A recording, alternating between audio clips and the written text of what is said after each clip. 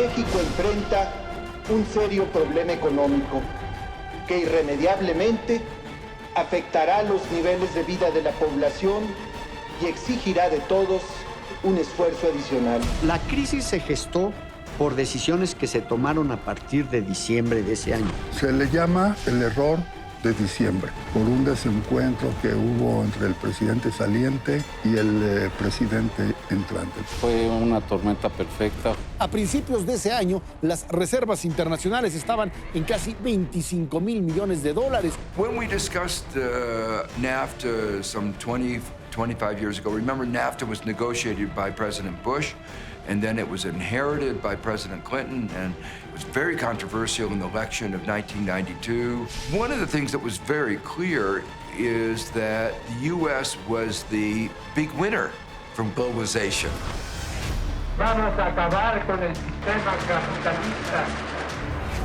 A las 7 de la mañana cumplí exactamente 100 días en mi carácter de secuestrado. Luis Donaldo Colosio sufrió un balazo que le disparó a corta distancia a un sujeto. El asesinato de nuestro compañero José Francisco Ruiz Massieu.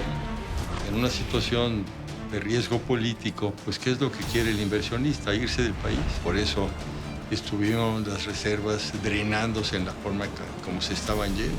Hay un foro que ellos tuvieron por el mes de abril, después de la muerte de Colosio en los Estados Unidos, en donde se pusieron de acuerdo algunos de los grandes fondos de inversión para hacer retiros graduales de dinero de la economía mexicana.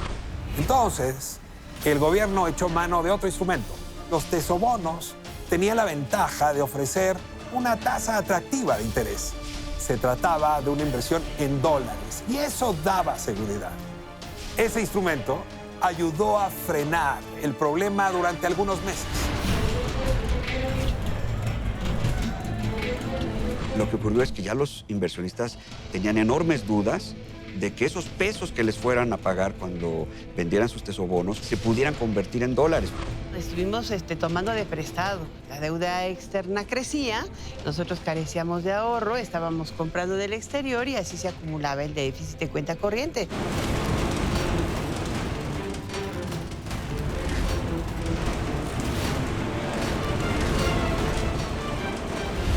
La crisis no fue un asunto que repercutió solo en las altas esferas de la economía. De hecho, arrasó entre la población de a pie. Soy experto en crisis, porque en México pasamos por muchas. Soy experto en crisis.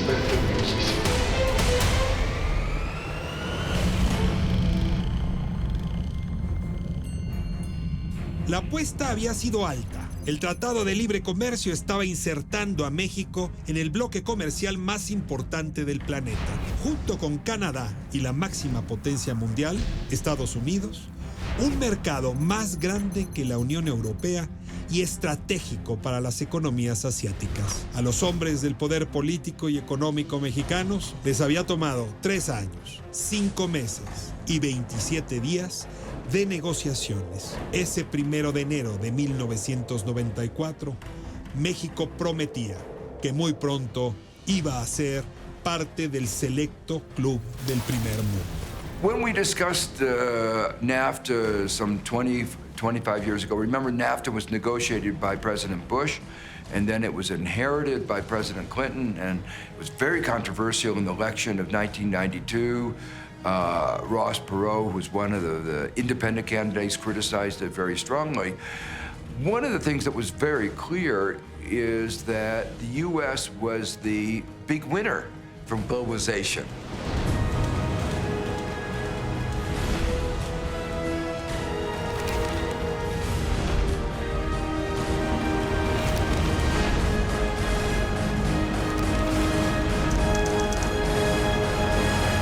Puesta en marcha del Tratado de Libre Comercio de América del Norte despertó un interés mundial enorme. Fue un evento mediático de gran trascendencia. La negociación del Tratado de Libre Comercio hablaba de abrir la economía al extranjero, hablaba de buscar el comercio más que el apoyo internacional. Salinas decía, we want trade, not aid, ¿no? Ese era su eslogan en los círculos norteamericanos. Que acababa de firmar un tratado de libre comercio con América del Norte que convertía a esa región del mundo en una de las más importantes como bloque comercial.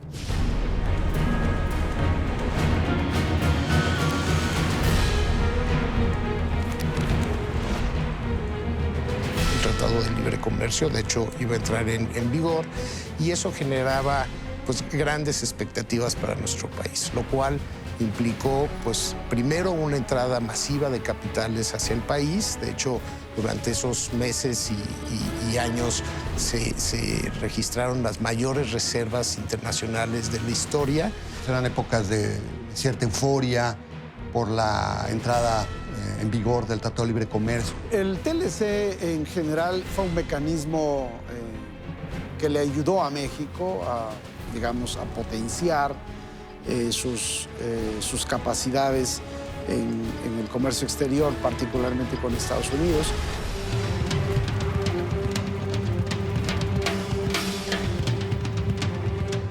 Todo parecía estar en orden. El gasto social del gobierno crecía y se sentía más bienestar, había más dinero en las carteras. Las tiendas eran una locura de productos que poco antes nadie imaginaba. El mundo hablaba del milagro mexicano. ¿Demasiado bueno para ser cierto? En los últimos días de diciembre de 1993 nos fuimos pensando que estábamos en un país distinto, que se había modernizado económicamente, que el sector enorme estatal se había menguado de una manera drástica, había nuevos empresarios, ya no éramos anti-yanquis, éramos socios. Estados Unidos era nuestro socio comercial, nuestro socio cultural, y nosotros de ellos. Habían por primera vez en los supermercados una oferta, ahora sí que transnacional de productos. Estábamos, como hemos estado otras veces, a la puerta del primer mundo.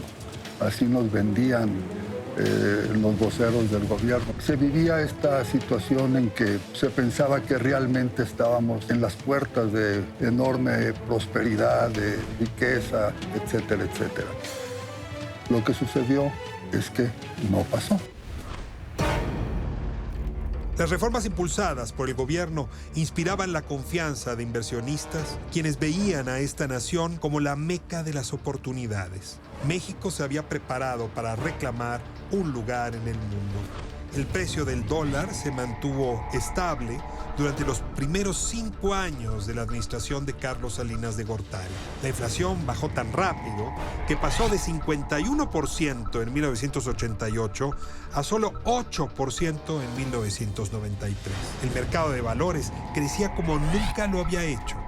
De 1988 a 93 multiplicó vertiginosamente su propio tamaño y volumen hasta hacerlo 12 veces más grande. Los números sorprendían al país y al planeta entero. ¿Por qué jugó un rol importante? Porque con el TLC se crearon una serie de instituciones que México no tenía con anterioridad, y el TLC viene a dar a México estas instituciones que le permiten al país digamos, salir de la crisis relativamente más rápido de lo que hubiera ocurrido. Nos fuimos de fiesta durante 2 años, mi queridísimo amigo, 3 casi, esperando que pudiéramos firmar el Tratado de Libre Comercio. En ese inter lo que hicieron fue, o lo que se decidió fue mantener un régimen de bandas cambiarias. La banda cambiaria es el sistema que usan los gobiernos para contener la devaluación del peso frente al dólar y el alza en las tasas de interés. Lo que hizo es contener la devaluación del tipo de cambio y mantener bajas las tasas de interés. Digamos que no nos fue tan mal en ese periodo, aunque la economía no creció, porque las tasas de interés en Estados Unidos estaban bajas. No teníamos suficiente ahorro para pagar lo que nos comíamos. Fue creciendo el balance de la cuenta, de la cuenta de exportaciones. Importábamos mucho más de lo que nosotros exportábamos. Y eso en cualquier país lo que hace es que tengas un desequilibrio en la cuenta comercial y en la cuenta corriente. ¿Cómo lo financiábamos? Con inversión extranjera. Y todo estaba bien. Pero de pronto empezó la crisis, un poquito la crisis fuerte. Sí, había muchos analistas que advertían desde 1993 que había indicadores pues, riesgosos en la economía mexicana. Entre ellos, bueno, pues el deterioro de la situación de las finanzas públicas, pues un exceso de la deuda, sobre todo deuda de corto plazo. Se empieza a generar un exceso de gasto en la economía, tanto por parte del sector privado como por parte del sector público, lo cual a su vez provocó pues, que el déficit en cuenta corriente se fuera ampliando. Y comienzan a dar créditos con mucha generosidad. De esa manera se abrieron líneas de crédito para comprar automóviles, para comprar departamentos, casas, ranchos, etcétera, etcétera. Y esta situación fue algo que, como se vio más adelante, resultó un detonador de la crisis que vendría. El poderoso caballero Don Dinero recorría el país. La política económica estaba alineada, los bancos recién privatizados estaban ávidos de hacer negocio, así que abrieron la llave del crédito. Iban a un centro comercial y prácticamente le regalaban las tarjetas de crédito. Todo mundo tenía 2, 3, 4 tarjetas de crédito y al mismo tiempo el auto a crédito y la hipoteca, y podían ir de vacaciones el fin de semana pagando con la tarjeta. Hubo excesos en el financiamiento. Pues entonces las tasas de interés estaban bastante prefijadas y no se diga el tipo de cambio. El tipo de cambio al momento que llega al tope de la banda equivale a un tipo de cambio fijo. Es decir, el dólar era barato. Para mantenerlo así, el gobierno intervenía con dólares que sacaba de las reservas cuando el precio tocaba el límite de la banda cambiaria establecida. Las reservas internacionales son la acumulación de ahorro que tiene un país en moneda extranjera para cubrir sus compromisos con el exterior, sean bienes o deuda. Los administradores del dinero sabían que era necesario hacer algo, pero las cosas de Palacio van despacio. Deberíamos haber fortalecido mucho más nuestro sistema financiero en términos de regulación prudencial, porque también si eso lo hubiéramos hecho, la parte de la crisis que fue la crisis bancaria se hubiera podido cuando menos mitigar sustancialmente. Las reformas establecieron controles para el sistema financiero, pero no fueron suficientes.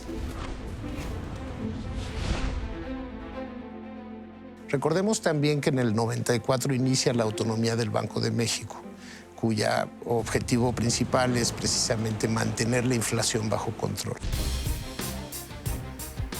Con esa autonomía se terminó la época en que los gobiernos podían obligarlo a emitir billetes indiscriminadamente para satisfacer sus necesidades de financiamiento, pero a costa de más inflación y nuevas crisis.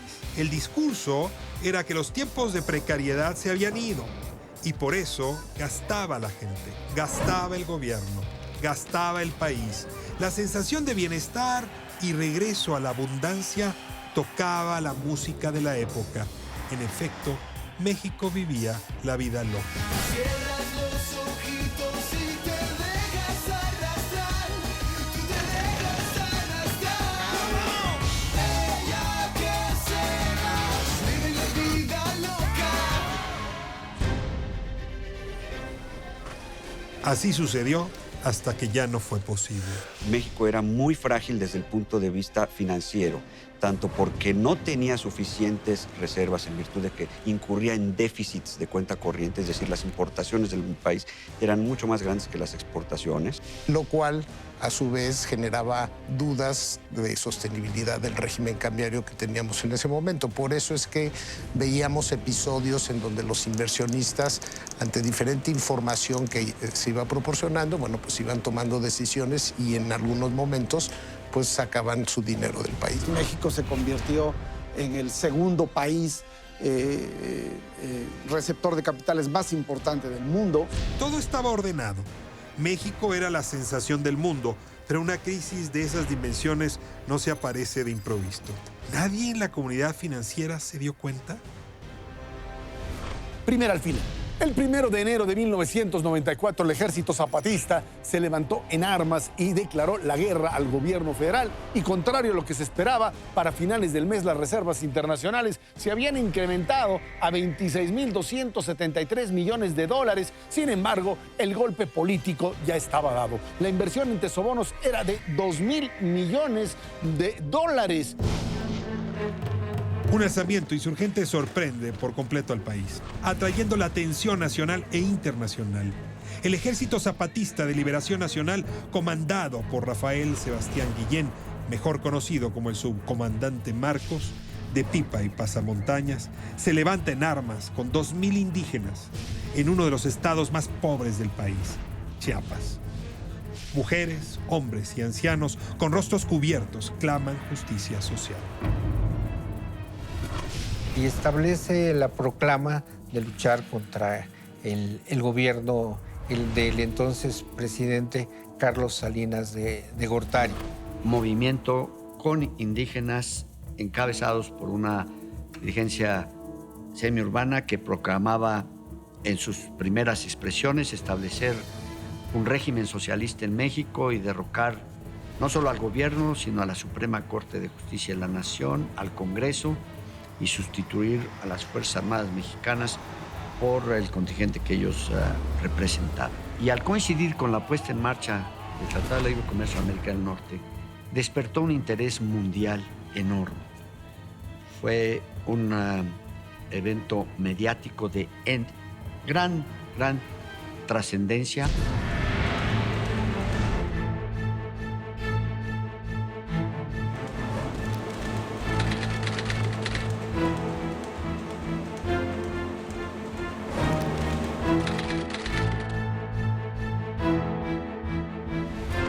Cada golpe nos drenaban reservas que no eran del resorte de las autoridades económicas. Es decir, ¿qué responsabilidad podía haber tenido la autoridad económica sobre la forma como empezó el año con la inquietud en Chiapas? Ahí no pasa nada macroeconómicamente hablando, curiosamente. Es decir, nadie se la cree que el ejército zapatista tuviera la capacidad de poner algún peligro al gobierno mexicano.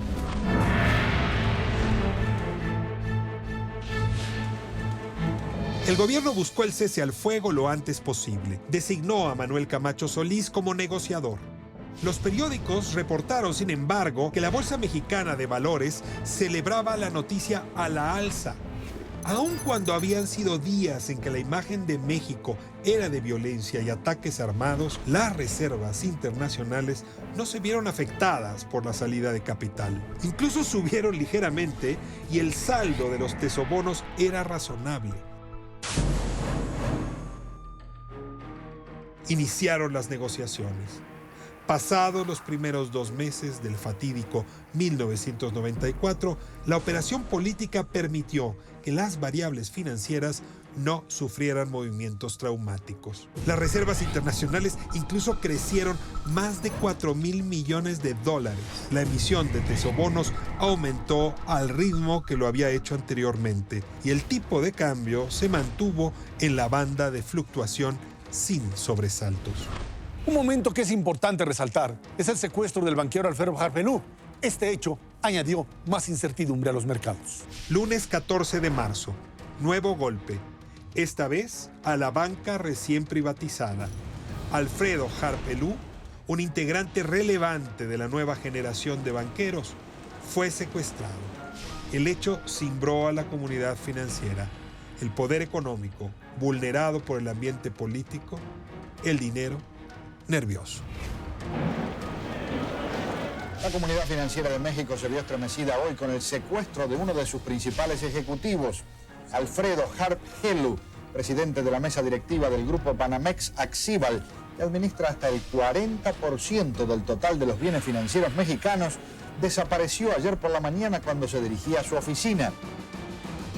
El empresario viajaba en el asiento trasero de su automóvil. Saliendo de su casa en Coyoacán, barrio tradicional en la capital mexicana, lo interceptaron varios vehículos. Harp cuenta en sus memorias que se bajó del suyo.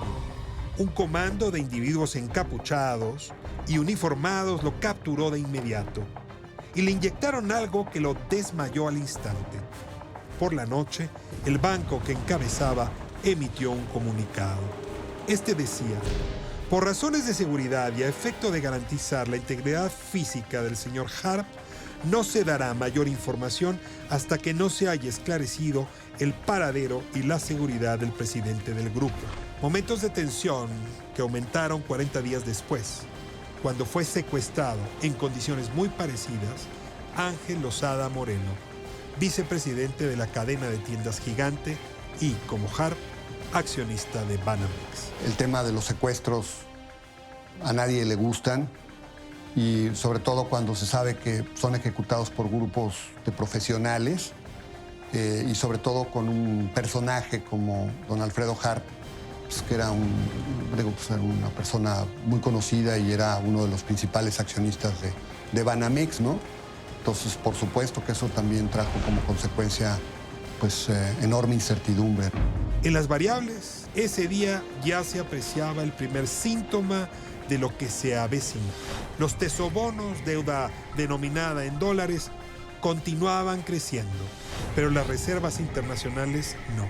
De hecho, iniciaron una racha a la baja que ya no se detendría. Al día siguiente, Carlos Salinas de Gortari recibió al gremio de los banqueros. Era importante el control de daños, evitar el nerviosismo en el mercado de capitales. Segundo alfiler. La situación se fue tornando difícil y fue cuando el asesinato del candidato presidencial Luis Donaldo Colosio el 23 de marzo, después de alcanzar un máximo de casi 30,000 millones de dólares, las reservas cayeron a 24,649 millones de dólares. La inversión en tesobonos había aumentado a casi 3,000 millones de dólares. Solo transcurrieron 9 días del golpe al poder económico al golpe que recibió el poder político. Pero el impacto al segundo fue aniquilador. Después ocurrió el terrible magnicidio de Luis Donaldo Colosio, que significó la pérdida de la esperanza que tenían millones de mexicanos de poder consolidar un proceso reformador que venía en marcha.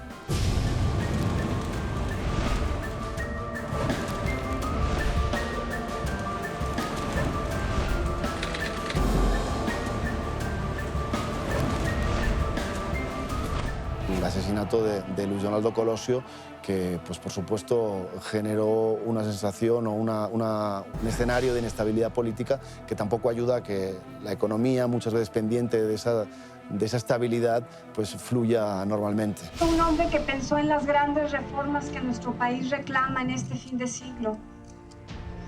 La reforma del poder para ampliar las libertades del ciudadano, para que todos pudiéramos convivir bajo el amparo de la ley.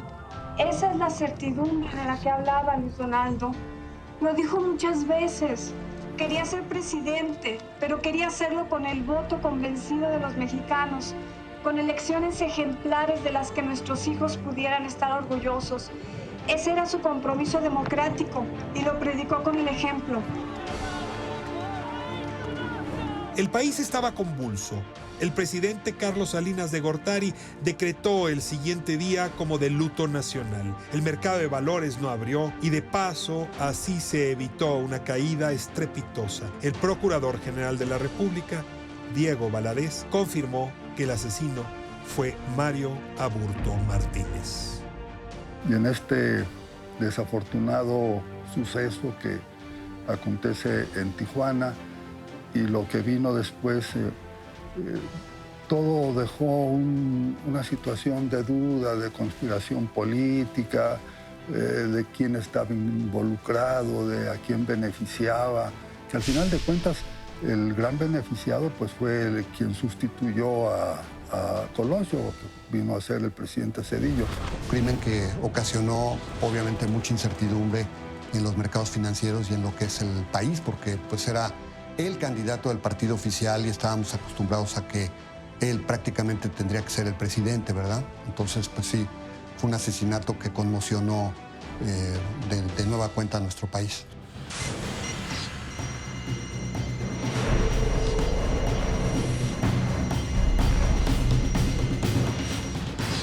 12 días transcurrieron entre la fecha en que ocurrió el atentado y el día en que la Procuraduría lanzó su hipótesis del complot.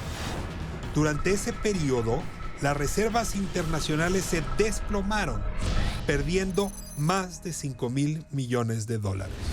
Claro que pusimos atención a las horas posteriores a ese terrible acontecimiento, cuando se dio una fuga masiva de capitales y enfrentábamos el riesgo de un cataclismo económico, una macro devaluación. Muchos inversionistas más se refugiaron en los tesobonos.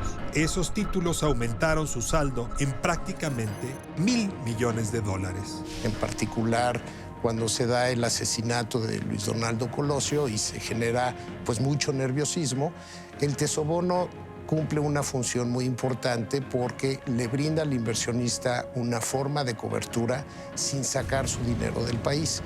Y por eso es que la emisión de los tesobonos durante 1994 creció de manera muy, muy importante. Los tesobonos eran un instrumento que se venían emitiendo desde 1990. Tenían 5 años de estarse emitiendo. Cada mes se informaba de su saldo en los boletines que publicaba el Banco de México. Los tesobonos eran instrumentos de deuda de corto plazo que emitía el gobierno en la mesa de dinero del mercado de valores. Se negociaban en pesos, pero estaban denominados en dólares. De esa manera, al vencimiento, el inversionista recibía su capital al tipo de cambio del día. Podía convertirlo a dólares inmediatamente y llevárselo. Esos dólares también salían de las reservas internacionales del Banco de México. Los tesobonos son los bonos de la Tesorería de la Federación, son instrumentos que emitía el gobierno federal para que la gente ahorrara en ellos y tuviera a su vez una protección cambiaria sin la necesidad de tener que comprar físicamente los dólares. Por eso es que se indizaba el tipo de cambio. En el momento de la conclusión de mi gobierno, el saldo de tesobonos era menor que las reservas internacionales más los apoyos que teníamos con el Tesoro de los Estados Unidos.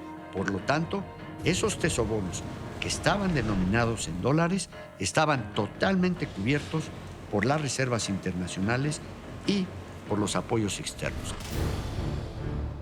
En esos días, Estados Unidos aumentó sus tasas de interés.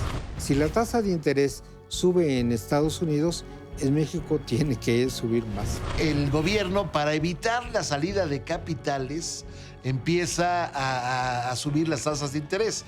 Es decir, para hacer atractivo que el dinero del exterior o el mismo del interior se quedara en el país. Así que los bonos mexicanos debían ser más competitivos. Los operadores de fondos de inversión del Grupo Weston presionaron al gobierno.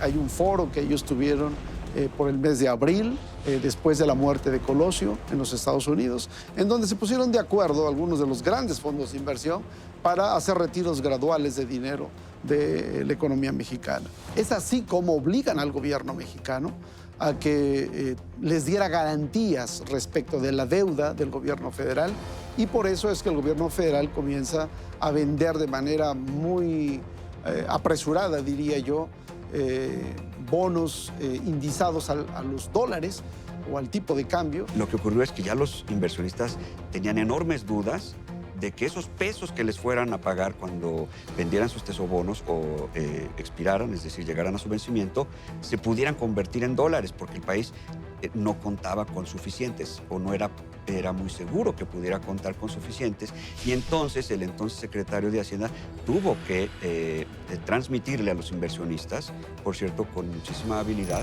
les dio la confianza y les dijo que los tesobonos, aunque estuvieran indexados al peso, el gobierno se comprometía a pagarlos, a liquidarlos en dólares. El tipo de cambio no varió demasiado por la acción del Banco de México, que inyectaba dólares al mercado para mantener su precio dentro de la banda de fluctuación. Pero ¿quién podía reemplazar a Luis Donaldo Colosio en la candidatura presidencial? Las opciones eran limitadas. No podía ser ningún integrante del gabinete o gobernador. La Constitución establece que el aspirante debe separarse de estas funciones 6 meses antes de la elección, y ese plazo ya estaba rebasado. Por su lado, los estatutos del PRI decían que el relevo debía ser el presidente del partido, pero Fernando Ortiz Arana se autodescartó en una conferencia de prensa. Al final, privó la unidad. El 29 de marzo de 1994, a las 12 del día con 12 minutos, 6 jornadas después del magnicidio,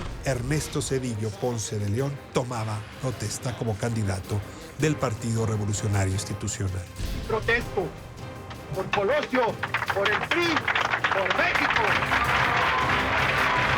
Por primera vez se tenían debates entre candidatos a la presidencia. Por primera vez se iba a votar con una credencial con foto que le daba la confianza al votante y a los partidos de que quien emitía el sufragio era quien realmente se estaba identificando. Todo esto en el marco de un organismo, el recién creado IFE, que para esa elección se puso en manos de ciudadanos.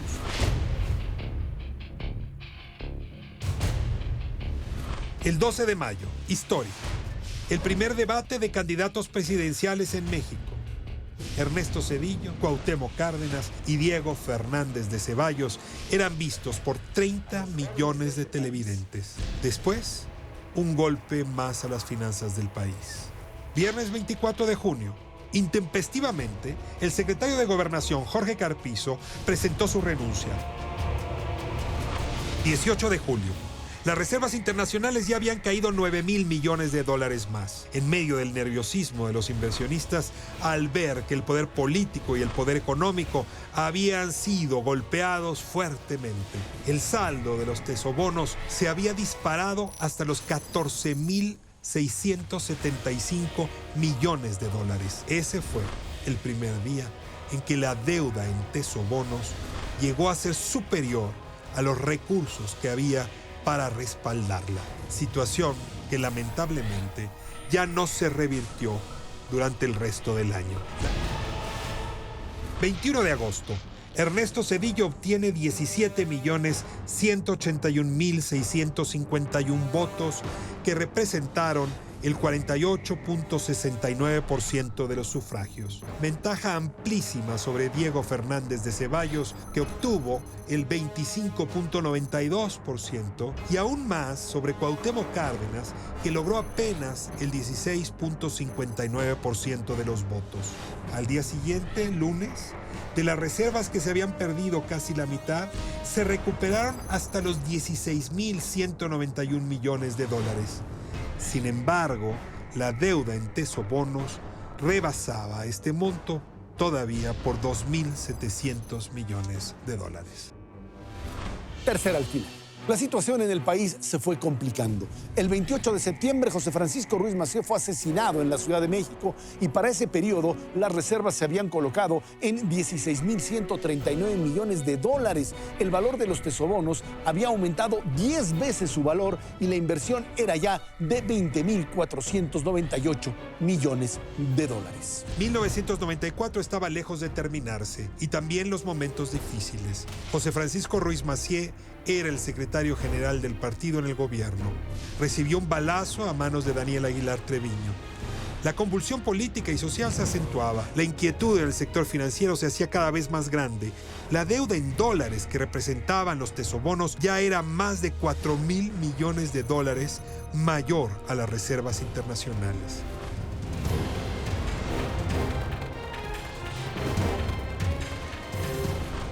El asesinato del entonces líder del PRI, José Francisco Ruiz Massieu, quien era cuñado del entonces presidente Carlos Salinas de Gortari. Esto pues también generó un conflicto político, desconcierto, y de nuevo pues en el terreno financiero, aunque de una manera no tan espectacular como las anteriores, también generó una fuga de capitales. La enorme deuda que el gobierno estaba acumulando financiaba particularmente el déficit que ocasionaba el que México estuviera importando más de lo que exportaba. Aquí una pista. El gasto social del gobierno era el más grande de la historia. Al inicio del gobierno del presidente Salinas, 1 de cada 3 pesos que gastaba el gobierno se destinaba al rubro social. Al final de la administración, en 1994, esa proporción aumentó a 1 de cada 2 pesos. El Programa Nacional de Solidaridad, el proyecto social salinista, exhibía grandes resultados. En la oposición, había quienes lo señalaban como una herramienta gubernamental que había sido útil para atraer votos a favor del PRI. Efectivamente, han habido comentarios de que para la elección de 1994, el gobierno decidió, como dicen ellos, soltar el gasto para estimular así la actividad económica y que los votantes se sintieran en mejor condiciones y por lo tanto sufragaran a favor del candidato del partido.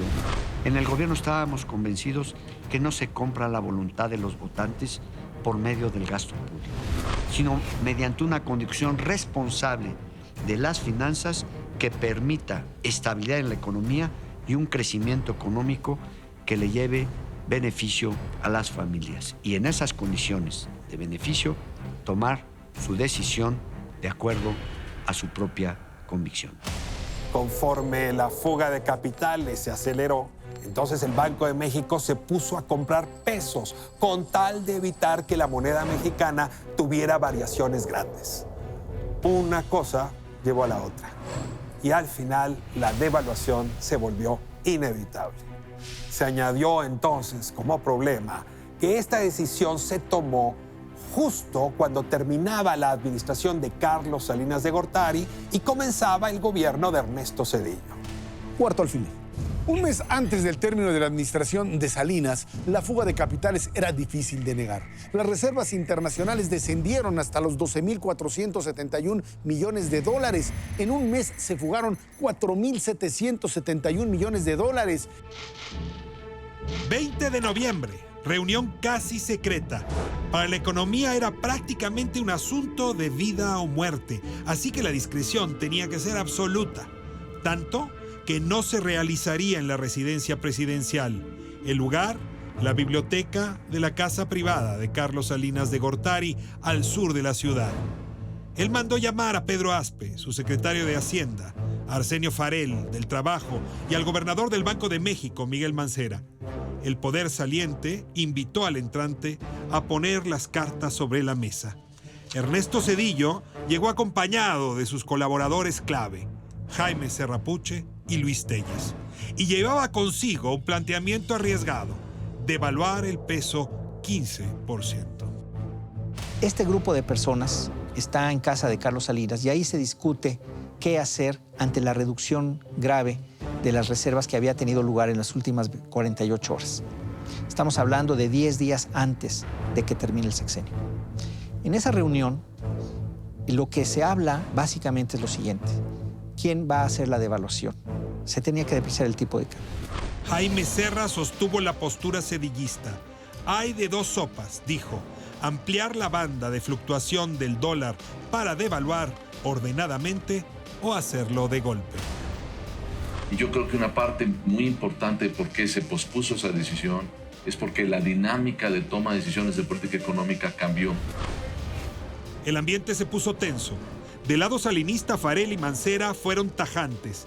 Ampliar la banda sin un plan estructurado era abrir la caja de Pandora. El tipo de cambio podría salirse de control por la reacción de pánico financiero en los mercados. Pedro Aspe fue todavía más radical. Si optaban por la devaluación, abandonaría su cargo de inmediato. Había hecho compromisos con directores de diversos fondos de inversión y de pensiones en Estados Unidos para que mantuvieran sus capitales en México a cambio de no tomar esa medida. Pero frente al alzamiento armado en Chiapas, el secuestro en el poder económico, los homicidios en el poder político y sus consecuencias, reconoció la situación y la definió con una frase lapidaria: la economía está sostenida por alfileres. Lo que se concluyó fue que para que tuviera credibilidad un cambio tan importante del régimen de flotación, se requería un programa económico consistente y creíble. Y esa credibilidad la daba un gobierno cuando se iniciaba. No la podía tener uno que solo le quedaban escasos 8 días de gestión. Se le llama el error de diciembre, por un desencuentro que hubo entre el presidente saliente y el presidente entrante. Al terminar, y así lo relato en mi libro, tuve una conversación con el presidente electo y le compartí la sugerencia del entonces secretario de Hacienda, Pedro Aspe, de permanecer unas cuantas semanas o un par de meses en la responsabilidad, en el nuevo gobierno, con su renuncia por delante, para poder conducir cualquier circunstancia o información que se requiriera. Se rechazó esa posibilidad. Ernesto Zedillo dice que no. No, muchas gracias. Y entraría entonces Jaime Sierra. Un hombre que pues tenía muchos años de no estar ya en la Secretaría de Hacienda, y cuando estuvo en la Secretaría él fue subsecretario de Ingresos, entonces no conocía el devenir de los mercados. No se ponen de acuerdo y más bien el acuerdo es no hacer nada. Y los empresarios estaban desesperados porque muchos de ellos iban a sufrir las consecuencias de una depreciación en sus propias empresas, en sus propios activos financieros. Esa reunión privada marcó la disputa política entre dos presidentes. Pasó el tiempo, cambió el gobierno y Pedro Aspe fue cuestionado por una periodista. De hecho, le preguntaron, la economía estaba puesta sobre alfileres, y entonces él dijo, pues sí, pero ¿para qué se los quitaron? Se refería a que pues, había que haber tenido un mejor manejo, un manejo más cuidadoso, pues de esa situación de pasivos de corto plazo tan delicados, y de la necesidad de tener pues, interrelación con los compradores o con los tenedores de esos tesobonos para que pues, al final de cuentas no se deshicieran de esas posiciones. Si hubiera ocurrido a principios de año, probablemente hubieran aguantado más, y quizá la devaluación que tuvimos tan drástica, de casi 3 veces el valor del peso, pues no se hubiera dado, ¿no? Entramos con el presidente Zedillo, se reúne la Comisión de Cambios cuando las reservas se estaban prácticamente pues, disipando, y la Comisión de Cambios, de la que era yo parte, resuelve flotar. Pero el presidente Zedillo pues, no estuvo de acuerdo. Al principio lo estuvo, pero un par de días después de la determinación de la comisión, un domingo, la comisión resuelve esto un viernes, y el domingo el presidente da marcha atrás y piensa que es mejor seguir con la banda, pero la amplía. Yo creo que la crisis que estalló en diciembre del 94 y se prolongó durante varios años más, pues es una muestra muy clara de cómo la conjunción de factores políticos con los económicos, con los financieros, con la situación internacional, pueden hacer pues realmente en términos financieros estallar un país. Fue una tormenta perfecta, fue la combinación de, pues sí, desarrollos políticos, desarrollos económicos y desarrollos internacionales. Unos factores fundamentales fue que la Reserva Federal subió muchísimo las tasas de interés. Los eventos políticos, estos que estamos narrando, provocaron la incertidumbre. Y entonces los inversionistas decidieron llevarse parte de su dinero a otros lugares. Para frenar esa salida de capitales, México optó primero por elevar las tasas de interés. Se tenía esperanza de que una mejor ganancia para el capital convencería a los inversionistas de no irse fuera del país. Pero la estrategia no funcionó. Los certificados de la tesorería, los famosos CETES, implicaban una inversión en pesos, y los mercados ya estaban calculando una posible devaluación del peso. En solo 9 meses, un grupo armado le declaró la guerra al Estado mexicano. Fue secuestrado el principal banquero del país, Harpe Lu. La nación entera vio caer asesinado a Luis Donaldo Colosio, candidato presidencial del partido en el gobierno. Y en medio de esta turbulencia, el responsable de la política interior, Jorge Carpizo, abdicó a su cargo. Además, se vivió un proceso electoral en un ambiente convulso y enrarecido. Pasados los comicios, La nación fue testigo, además, del homicidio del secretario general del PRI, José Francisco Ruiz Massieu, y todo esto en tan poco tiempo. Y la tormenta no cedía. Y encima, el poder entrante y el poder saliente se confrontaban. Lo peor para la economía mexicana apenas estaba por llegar.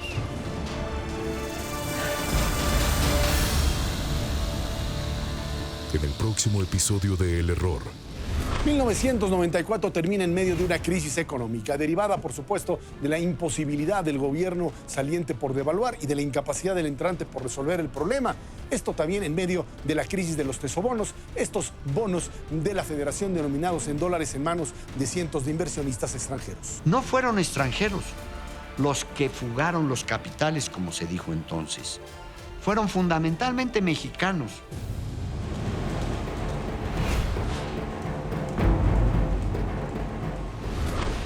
La información se filtró. Hubo falta de secrecía.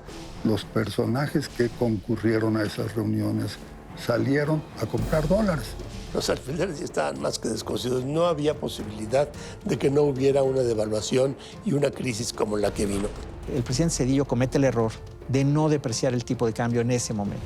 Incluso la respuesta del presidente Zedillo fue a través de Luis Telles, que fue su jefe de asesores, fue que el presidente estaba descansando y que no podía ser molestado. Ese fue el error de diciembre. Transitar de un modelo de banda cambiaria a otro de libre flotación en el precio de la moneda, sin que los nuevos operadores políticos tuvieran la experiencia interna y sobre todo la confianza exterior para realizar una operación tan complicada. Solamente el 21 de diciembre intervenimos 4.500 millones de dólares. Estás hablando de aproximadamente el 44% de las reservas internacionales que tenía el país. The United States has a lot at stake in Mexico. De 1995 al 2000, 1.209.000 mexicanos emigraron solo a Estados Unidos. El Error. Ficción, miedo, debacle.